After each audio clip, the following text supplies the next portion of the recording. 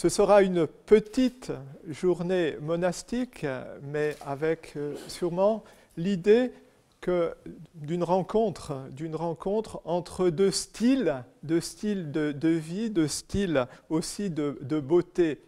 Il y a certainement une beauté dans l'art et toutes les formes de l'art, et il y a certainement aussi une forme de beauté dans la vie chrétienne et particulièrement dans la vie monastique. Je ne vais pas en dire beaucoup plus long, mais je voudrais citer simplement maintenant un passage d'une lettre pastorale du cardinal Martini. Vous connaissez tous le thème de cette session, La beauté sauvera le monde. Peut-être vous ne connaissez pas tous le contexte, c'est dans l'Idiot de Dostoïevski. Et le cardinal Martini, je vous livre tout de suite ce qui fait la perle de son message pour cette lettre pastorale en 1999. Une occasion de méditation, peut-être de nous entraîner plus loin et en même temps de nous ouvrir à ces ateliers de réflexion, de partage que nous aurons tout à l'heure, je pense dans le jardin de l'hôtellerie puisqu'il fait assez beau. Voilà le texte du cardinal Martini. Il s'agit du jeune Hippolyte qui est atteint de l'aphtisie, qui va mourir à 18 ans, un athée. « Est-il vrai, prince, dit-il en s'adressant au personnage principal de l'Idiot, qui est le prince Mychkine, « est-il vrai, prince, que vous avez dit un jour que la beauté sauvera le monde ?» « Messieurs, se mit-il à crier, le prince affirme que le monde sera sauvé par la beauté. Quelle beauté sauvera le monde ?» Le prince ne répond pas à la question. Comme un jour le Nazaréen devant Pilate n'avait répondu que par sa présence à la question « Qu'est-ce que la vérité ?» Il semblerait presque que le silence de Mychkine, qui se tient avec une infinie compassion d'amour à côté du jeune homme qui meurt de l'aphtisie à l'âge de 18 ans, signifie que la beauté qui sauve le monde est l'amour qui partage la souffrance. On peut méditer cela, on le méditera peut-être aussi dans les ateliers de partage. Et si j'ai un petit mot encore à dire, c'est un petit apophthegme, une parole des apophthegmes du désert, des moines du désert au 4 ou 5e siècle dans les déserts d'Égypte, à propos du silence, et cela certainement nous pourrons tous en tirer le profit. Il s'agit d'un certain Pambo, un homme sans lettres, illettré, qui alla trouver quelqu'un pour apprendre un psaume. Mais à peine eut-il entendu le premier verset du psaume 38, « J'ai dit, je veillerai sur mes voies pour ne pas pécher par ma langue. » Alors il ne consentit pas à écouter le second verset. « J'en ai bien assez de ce seul verset, dit-il, si j'ai la force de l'apprendre en pratique. Je veillerai sur mes voies pour ne pas pécher par ma langue. » 6 mois passèrent sans que le professeur revoie son élève. Et comme il lui faisait des reproches, Pambo répondit, « C'est que je n'ai pas encore appris pratiquement le premier verset du psaume 38. » Il vécut ainsi pas mal d'années. Après quoi, quelqu'un de sa connaissance lui ayant demandé s'il possédait enfin son verset, il dit « En 19 longues années, c'est tout juste si j'ai réussi à le mettre en pratique. »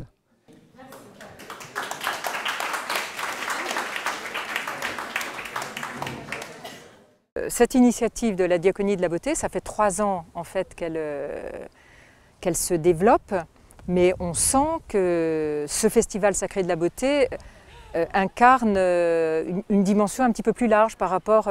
Pour l'instant, on a semé dans le silence, dans la discrétion. On a créé des petits groupes de prière, vous voyez, des petites choses comme ça, toutes simples, toutes petites, sans journaliste, sans rien. Et là, on a l'impression que le Seigneur nous demande de franchir une étape suivante, un peu d'annoncer plus au grand public, quoi, disons. Mais avec mon mari, on monte des spectacles sur la vie des saints depuis 20 ans. Donc en fait, c'est un petit peu notre expérience qui fait qu'on l'a mis au profit de cette diaconie de la beauté. Et aujourd'hui, on a l'impression que le Seigneur nous accompagne vraiment. Parce que d'avoir Monseigneur Le Gall, Michael Lonsdale, Brigitte Fosset avec nous, c'est quand même le plus beau cadeau. Cette réalité de la diaconie de la beauté a trouvé son origine et sa mise au point, pourrais-je dire, à l'occasion du synode à Rome en 2012, en octobre 2012, sur la nouvelle évangélisation. Et Monseigneur Dominique Rey, évêque de Fréjus et de Toulon, et moi-même, archevêque de Toulouse, nous sommes partie prenante de cette diaconie, de ce service de la beauté, donc au service de l'évangélisation. Et voilà pourquoi nous développons ça. Et c'est la première fois que les 4 ou 5 villes, parce qu'il y a Rome, il y a Paris, il y a Toulon, Toulouse et Lyon. Il s'agit là maintenant d'un festival sacré de la beauté, avec un sous-titre qui est l'off, L''O2F, l'off de l'âme, et tout ceci est heureux. Et le programme, aujourd'hui, c'est la journée pleine de ce festival sacré de la beauté, mais depuis un jour ou deux, nous avons déjà eu l'occasion de faire des réflexions, des conférences. Et il y a eu le responsable d'un centre de cinéma de Paris pour étudiants dans le cinéma, Georges Méliès. Le centre Georges Méliès est intervenu pendant tout un temps. On forme des jeunes qui vont travailler dans les effets visuels aussi, dans le cinéma et dans le cinéma d'animation, tant sur des techniques traditionnelles d'animation que sur des techniques d'animation 3D, des trucages. Et en fait, ce métier s'appelle artisan de l'image animée. Donc avec des valeurs de tradition portées par le mot artisan, et puis des pratiques de logiciels numériques comme la 3D, sur Maya par exemple. On fait des passerelles. On crée par exemple une passerelle entre les 6 fondamentaux du cinéma, qui viennent avant le cinéma, avant le 7e art, donc l'architecture, la sculpture, la peinture, la littérature, la musique et le théâtre. Et on crée à sublimer le 7e art. Et comme ça, c'est pour ça que j'ai pu rencontrer en fait des gens comme Daniel Sasserias qui crée le festival de la beauté auquel nous sommes aujourd'hui, Sacré de la beauté. Et j'ai pu participer à une grande partie du festival pour échanger avec les autres artistes, peintres, sculpteurs, danseurs, fabricants de bijoux et de parfums, pour parler de qu'est-ce que t'est la beauté aujourd'hui et la beauté sacrée.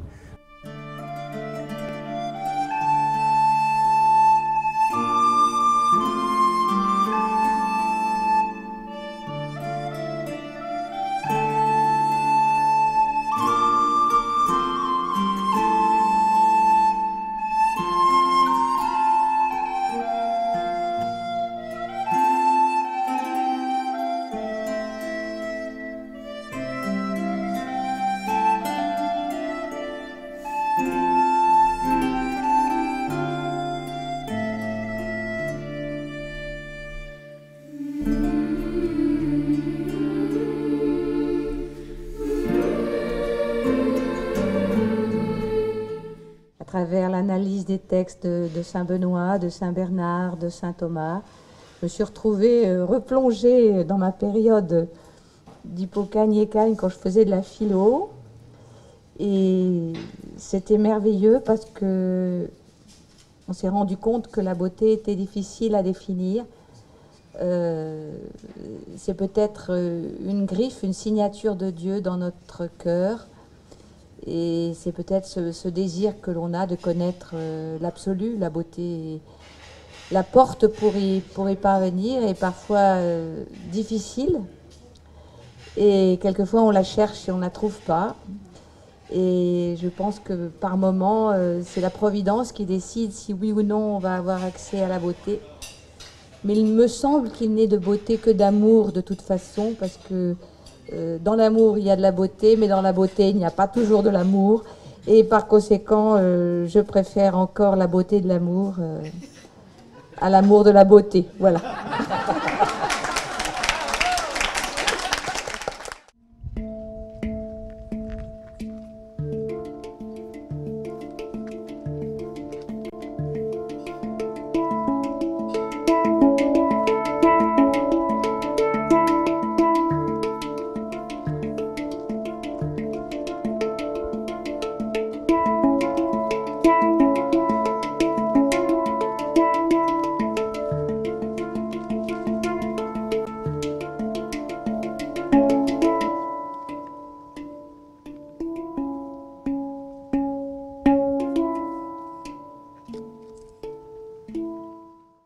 films généralement parlent de l'évangélisation. Évangélisation dans quel sens? Je prends un exemple. J'ai fait mon tout premier film dans le monastère de Cœur Moussa que tout le monde connaît. Et là, ça permet aux gens qui ne sont jamais allés au Sénégal ou bien aux gens qui sont au Sénégal qui n'ont jamais eu la chance de découvrir ce qui se cache derrière ce monastère de Cœur Moussa, d'entrer en contact spirituellement avec ce monastère.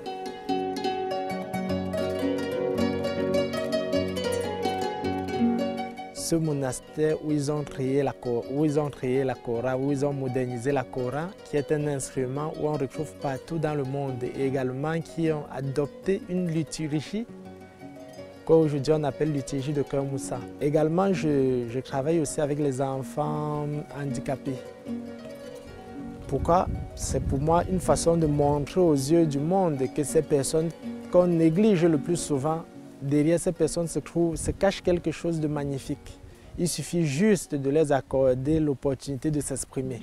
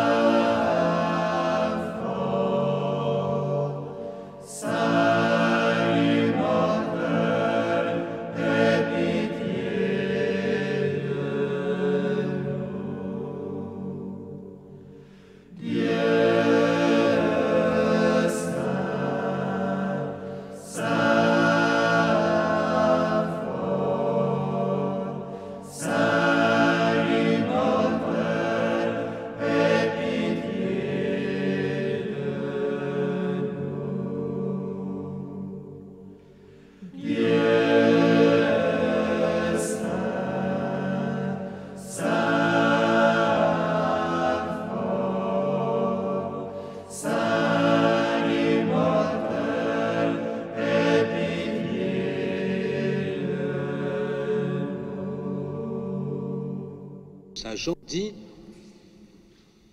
Jésus, sachant que son heure était venue de passer de ce monde au Père, lui qui avait aimé les siens qui étaient dans le monde, il les aima jusqu'au bout. L'agneau immolé qui efface le péché du monde, à toi la louange, à toi la gloire, à toi qui es Dieu et Père, par le Fils, dans le Saint-Esprit.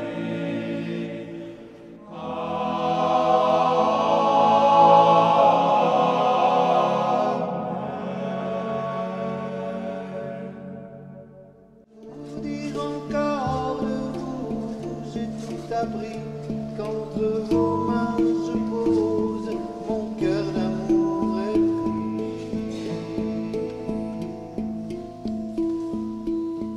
Oh,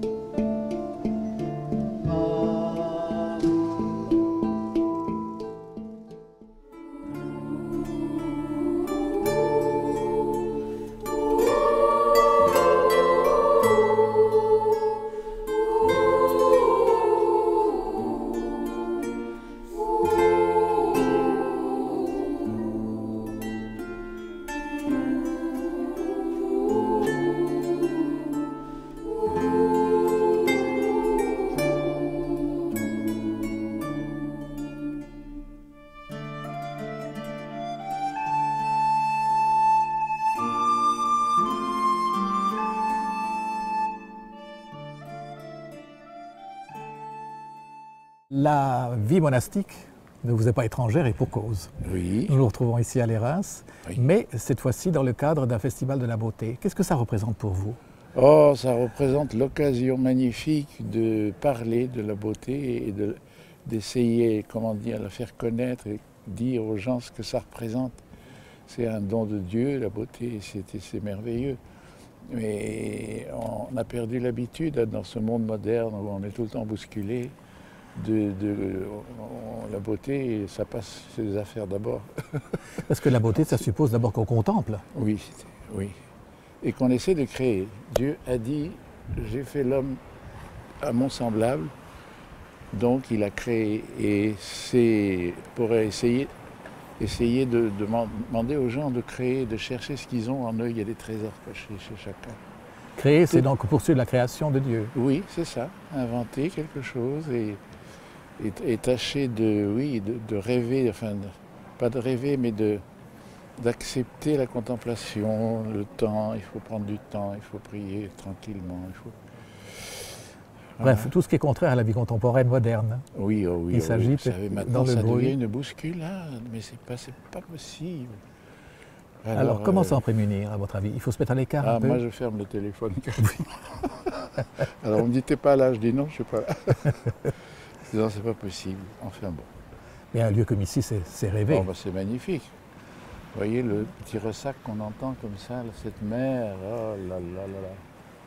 Ça, c'est une beauté de Dieu, mais alors, totale. Oui. Alors, votre livre, parlez-moi de votre livre. Lequel? Confidence? Oui.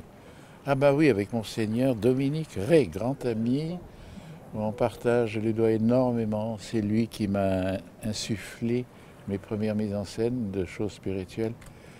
Et puis, il m'a dit une chose, la foi, c'est quelque chose à partager. C'est pas à garder pour soi. Monseigneur Le Gall, un monastère qui accueille un festival. C'est original. C'est original, même si on peut dire aussi que dans un monastère, c'est la fête tous les jours. C'est vrai. Parce que, vous savez, ce qu'on appelle dans le langage liturgique la férie, c'est la feria. On sait ce que c'est aussi dans le sud, et c'est quelque chose de réjouissant. Donc la liturgie, chaque jour, est une férie, une fête, un festival. Mais là, actuellement, c'est vrai que l'abbaye de Lérins, moi je ne suis pas moine de cette abbaye, j'ai été père abbé d'un monastère bénédictin en Bretagne pendant un bon nombre d'années, 18 ans. Mais là, le père abbé nous a accueillis de manière extrêmement fraternelle depuis dimanche soir.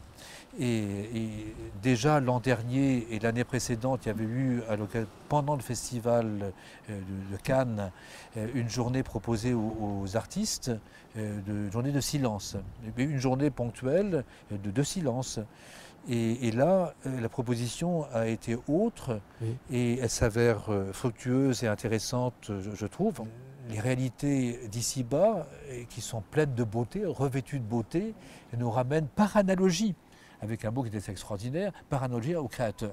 Donc c'est cette via pulcritudinis, comme le pape François l'appelle dans son exhortation apostolique, cette voie de la beauté est une voie de nouvelle évangélisation.